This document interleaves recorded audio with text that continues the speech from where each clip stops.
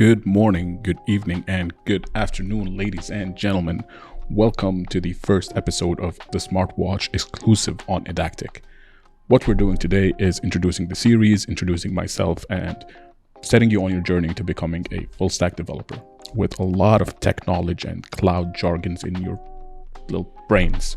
All right, let's do this. So, let me start off by introducing the series. We are going to talk about everything related to full stack development. We're going to talk about virtualization. We're going to talk about cloud technologies, infrastructures, architectures, anything that comes to mind. We might even get into hacking, get into Linux, scripting, programming, everything. All right. Not to overwhelm you, we're starting off simple. We're going to start off with virtualization today. And the objective is going to be creating a virtual machine within our main computer. All right. Cool. So, introductions are done. We know what we're going to do in the series. Let me start off with today's episode. In today's episode, we're going to be creating our own little virtual machine. And what is a virtual machine, you may ask?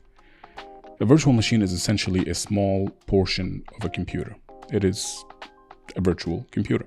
It's a small device within your device. It's not physical, it's virtual. Hence the virtual part in the machine. And there are a number of ways of doing this.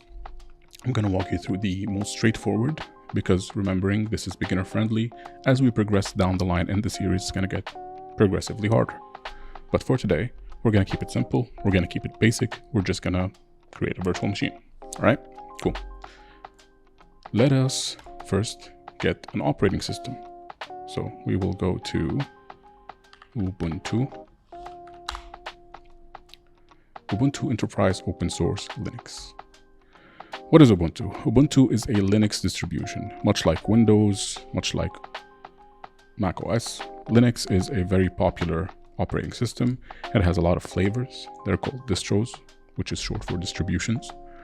And Ubuntu is one of the more popular ones. It's not my personal favorite, but it's very beginner friendly. It gets you going and it pretty much does everything that it needs to do. It's also a very popular distribution on servers. You may have had some experience or might have heard about it if you're working with Microsoft Azure or AWS or Google Cloud. So now that we have the page open, we are going to navigate to the download. Pick whatever version shows up for you. For me, it's 20.04 LTS. LTS stands for long-term support. That is the version that you're going to want to download. That's the one that's officially supported by the developers.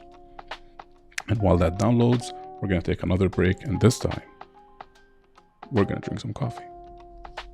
Be right back. And we are back. So by now, your own Ubuntu installation ISO has downloaded, and the next step is going to be to grab a virtualization application. Now, I already have one installed, but I'm going to show you some of the popular options out there.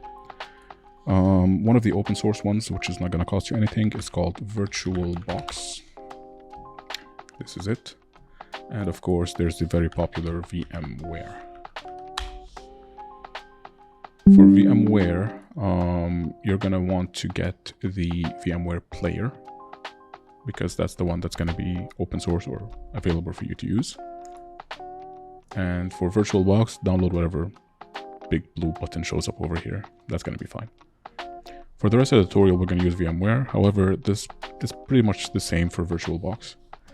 What we're going to do is we're going to go here, File, New Virtual Machine. It's going to ask us for an installer disk image ISO. We'll browse to where we downloaded it. Mine is right here. Seem to have two versions. I think it's the 20.4. Operating system, easy to install, great. Click next, give it a name, Ubuntu Dev. If you want to give it a username, password, and confirm, you can. I think it's probably required by now, so I'm just going to go with Ubuntu. That's very secure. Good job. Awesome. Hit next. It's going to tell us where it's going to create this. Pick whatever. If you have multi-partitions, you might want to pick the partition that's larger. For me, it's fine. Ubuntu 64-bit, that's okay. And now it's going to ask us for how much space do we want to allocate from our disk.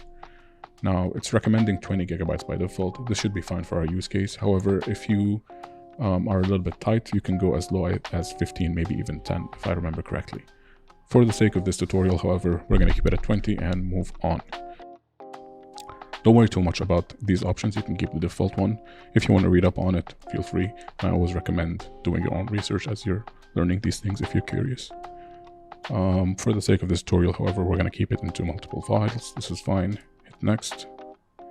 And we're going to be presented with the screen. Now, over here is giving us a overview of what the virtual device has access to. So right now, our virtual device, this is the information for it. We have hard drive, 20 gigabyte split. We're giving it 4 gigabytes of RAM, network adapter, NAT type, that's fine, and 2 CPU cores. Now, depending on what device components you have. So I'm running AMD as a CPU. You might have Intel. That's another popular option. These options may be slightly different. However, if you want to stay safe, VMWARE or VirtualBox does a great job by picking the best optimal settings by default. So always go for whatever is recommended. In some cases, you might want to go for virtualization because some virtual machines are a bit sluggish. Ubuntu might be one of those demanding distributions. However, with 4 gigabytes of RAM, and 2 CPUs, this should be fine. Close, finish, and now we wait for the magic to happen. In the meantime, more coffee.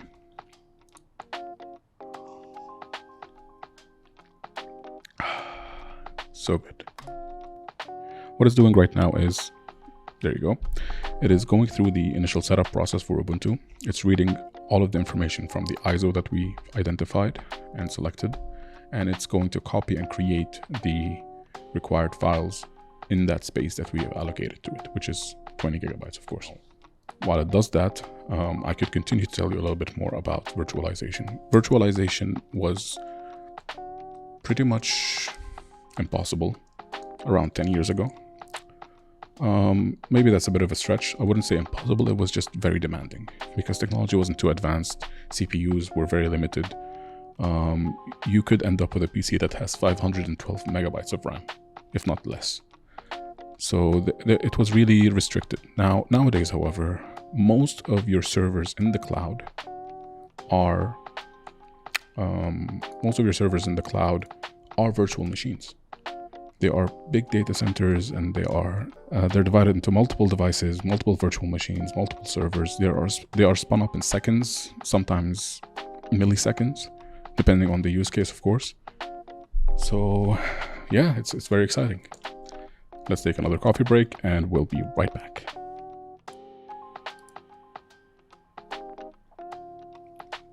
And we're back. All right.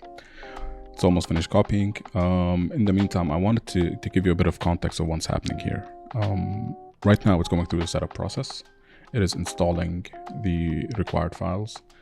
You don't have to concern yourself with the size of the window right now. This is a virtualization thing. Initially, it doesn't have access to the settings that we've defined.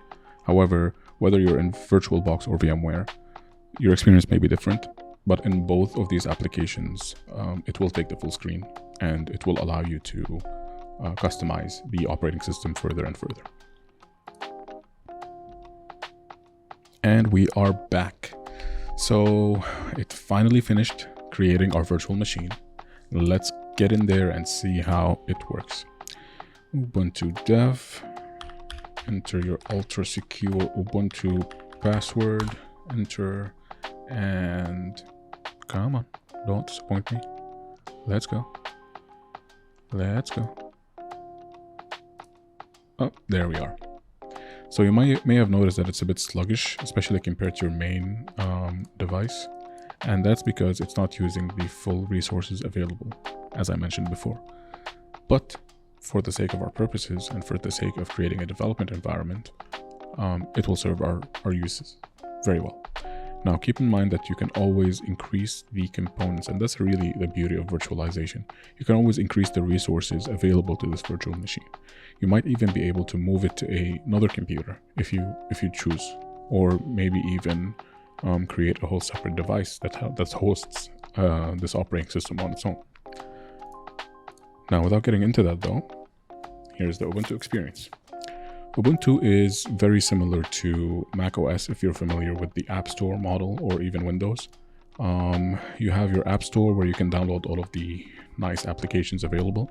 Applications like Slack or VS Code or Chrome browser. However, you are limited in your choice of applications because, and this is for all of you beginners out there, Linux isn't like Mac and Windows. There isn't enough of a wide adoption for the big players to create applications for it. And of course, there are some that want to keep their applications exclusive, like the Microsoft Office or the Adobe Suite. But as with all things open source, there are always open source alternatives. Some greater than others, but you may always find something that suits your needs. I'm going to let you explore this on your own. It's going to always be updating because another perk of the virtual machine is that it automatically picks up your network. It automatically picks up the audio. It has access to basically everything that your main device has access to. Now, another beautiful thing about it is you can always hit that pause button and come back to it later. So if you're working on something, you got interrupted and you need to like update Windows, for example, or you need to power off and run out and then come back in a few minutes. Hit that pause button, head out, come back, unpause, and you will pick up exactly where you left off. And this persists even if you turn off your computer. I think that about wraps it up for this episode. I think I've rambled enough and I've had way too much coffee, so I'm a bit hyped up. With that, I bid you farewell. In the next episode, we'll get into installing some dependencies and preparing our own little development environment inside of our virtual machine. Have a good night and see you in the next one.